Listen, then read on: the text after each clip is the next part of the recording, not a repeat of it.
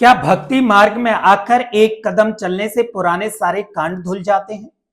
क्या सिर्फ मंदिरों में माथा टेकने और माथे पर तिलक लगाने से सारे पुराने काले कारनामे सर्फ एक्सल की तरह धुल जाते हैं?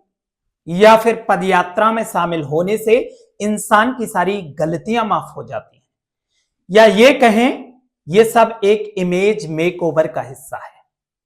हाल ही में बागेश्वर धाम के पीठाधीश्वर धीरेन्द्र कृष्ण शास्त्री ने एक सनातन हिंदू एकता पदयात्रा निकाली थी और इस पदयात्रा में दो चेहरे ऐसे शामिल हुए थे जिनके ऊपर कुछ दिन पहले ही जांच एजेंसियां दबिश डाल रही थी।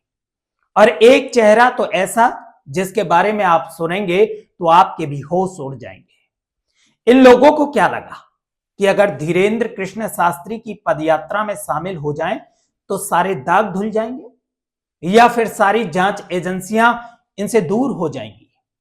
क्योंकि धीरेन्द्र कृष्ण शास्त्री को भारतीय जनता पार्टी का राजनीतिक हथियार माना जाता है। धीरेन्द्र कृष्ण शास्त्री की पदयात्रा में ही कथावाचक ठाकुर देवकी नंदन महाराज ने भी एक ऐसा बयान दिया जो सीधा सीधा लोगों को भारतीय जनता पार्टी की ओर इशारा करता है। वो बयान भी हम आगे आपको इस वीडियो में सुनाएंगे, लेकिन सबसे पहले बात करते हैं उन तीन चेहरों की जो इस पदयात्रा में शामिल हुए थे। सबसे पहला नाम आता है एकता कपूर। सोचिए, जिनका एक सीरियल आया था गंदी बात, जिसमें कुछ नाबालिग बच्चों को दिखाया गया था और इस मामले को लेकर पॉस्को एक्ट में भी मामला दर्ज किया गया था। एकता कपूर की एक फिल्म रिलीज हुई थी, रागनी एमएमएस, और इस फिल्म के अंदर सॉफ्ट पॉर्न पेश किया जा रहा था। और इसके बाद इनका एक और सीरियल आता है जिसका नाम था ट्रिपल एक्स अनसेंसर्ड। इसके अंदर बोल्ड सीन थे जिसमें एक भारतीय सेना के कप्तान की पत्नी का अफेयर दिखाया गया था। इसके बाद बेकाबू, यह सीरीज भी अल्ट बालाजी की ऐसी सीरीज है जिसे सेक्सी थ्रिलर की तरह देखा जाता है।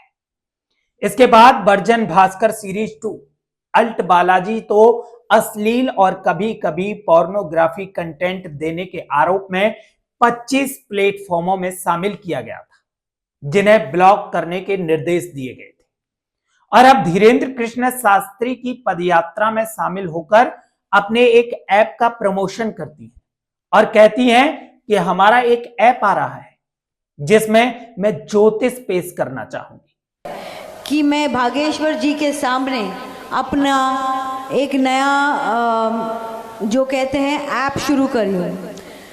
ज्ञान और विज्ञान हमारी एस्ट्रोलॉजी से जुड़ा है और बालाजी एस्ट्रो गाइड शुरू करके हम लोगों को ये बताते हैं। एक तरफ गंदी बात, सॉफ्ट पॉर्न कंटेंट, और दूसरी तरफ ज्योतिष, धार्मिक वाला सी। अब आप खुद सोचिए, क्या ये लोग मंच पर खड़े होने लायक हैं? अब नाम आता है शिल्पा शेट्टी और शिखर धवन।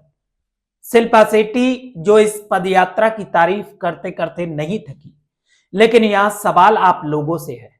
शिल्पा शेट्टी बॉलीवुड एक्टर, महान हीरोइन, आखिर इसका हिंदू धर्म, हिंदू पदयात्रा, इन सब से क्या लिंक है? अब हम आपको बताते हैं। शिल्पा शेट्टी और शिल्पा शेट्टी के पति राज कुंद्रा पर 60 करोड़ के फ्रॉड का मामला चल रहा है और यह जांच एजेंसियों की गिरफ्त में है।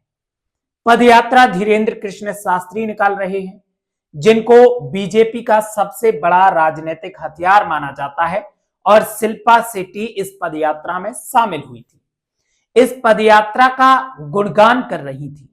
शायद शिल्पा शेट्टी को लगा कि अगर इस पदयात्रा में शामिल हुआ जाए, पदयात्रा का गुणगान किया जाए, तो हो सकता है जांच एजेंसियां उनसे दूर हो जाएं, उनके सारे काले कारनामों को ढक दिया जाए।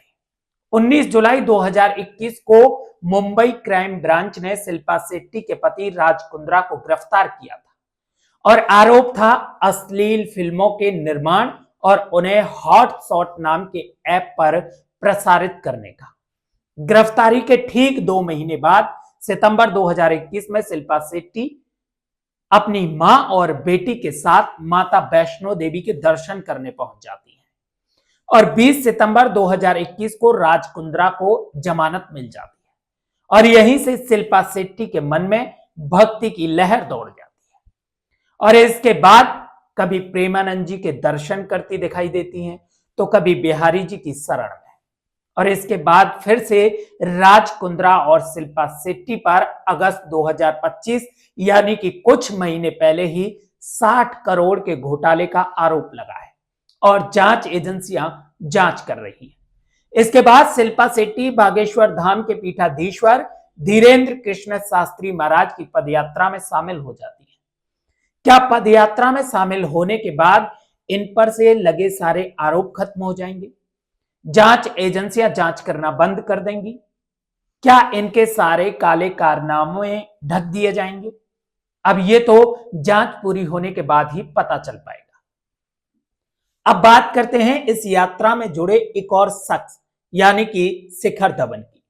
शिखर धवन के इस यात्रा में जुड़ने से कुछ समय पहले ही इनकी 5 करोड़ की संपत्ति को जब्त किया गया है। यह कार्यवाही मनी लॉन्ड्रिंग केस के तहत की गई जो अवैध ऑनलाइन बेटिंग प्लेटफॉर्म से जुड़ा हुआ है। इस कार्यवाही के कुछ घंटे बाद शिखर धवन सीधे धीरेन्द्र कृष्ण शास्त्री की पदयात्रा में शामिल हो जाते हैं और इसकी तारीफ करने लगते हैं।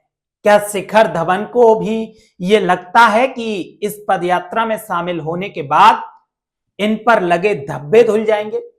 अब धीरेन्द्र कृष्ण शास्त्री को भारतीय जनता पार्टी का राजनीतिक हथियार क्यों कहा जाता है वो भी सुनिए।